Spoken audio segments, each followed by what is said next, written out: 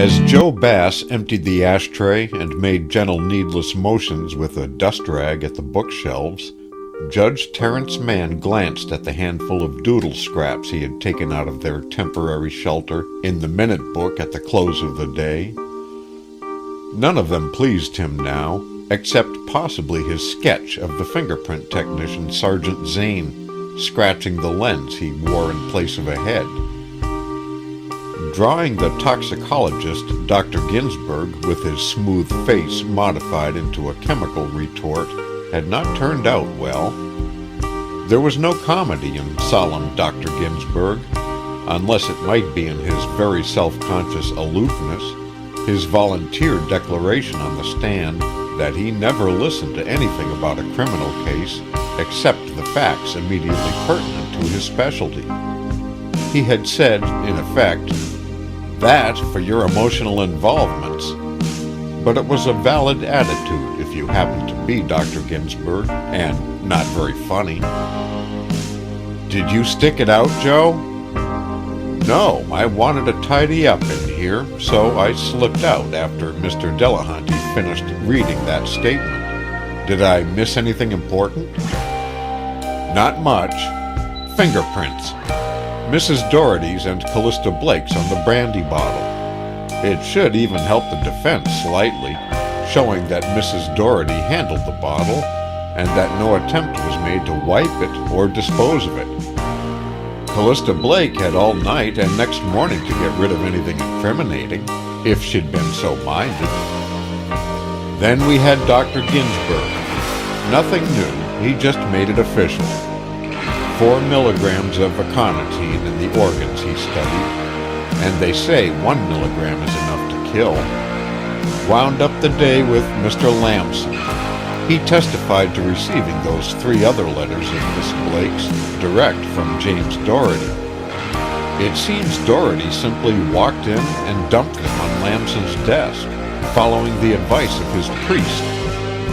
I hadn't known it was quite like that. Lamson seemed to imply it was an example of civic virtue. No comment, Joe. I'm unhappy.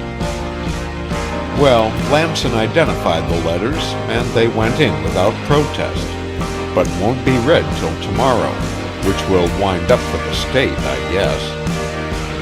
Defense ought to open tomorrow afternoon, or sooner.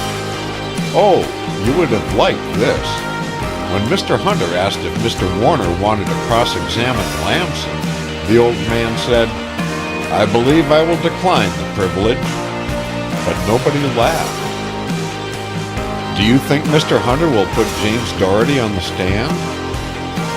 No, not needed, and too likely to blow up in his face.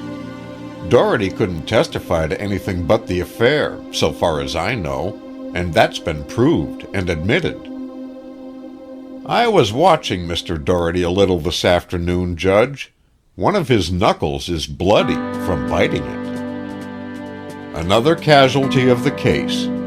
Nobody will be the same after it, not even you and I. I, Judge? I'm too old to change much. I already knew the world's full of sadness, according to where you stand. I suppose I knew it too, said Judge Mann, and watched Joe's small, crinkled hand spread out on the other side of the desk, resting on the fingertips, and felt not only uncertain, but immature. Bring out the inner voices. I should have taken another road, Mr. Brooks, other roads. I should have married, maybe. Where does anyone find the vanity to become a judge? No, that's not it. I have vanity enough, or too much. But in me, I suppose other forces balance the native vanity, cancel it out. There was never anything in Judge Cleaver to make him doubt he's God's own right-hand man. Exercising a privilege of age and kindness, Joe said softly, "Relax, boy." Yes, when it's over, I must do that. Do we ever know where we're going? Not to say no, maybe. Just the present road, and good or bad guesswork. And crossroads? Same thing, Judge. You try to make the right guess with whatever good judgment you've got at the time. I've always been alone at my crossroads. I guess everyone is. Or if there was a crowd, I didn't see how they could know where I was going. I was better off trying to puzzle out the signposts myself.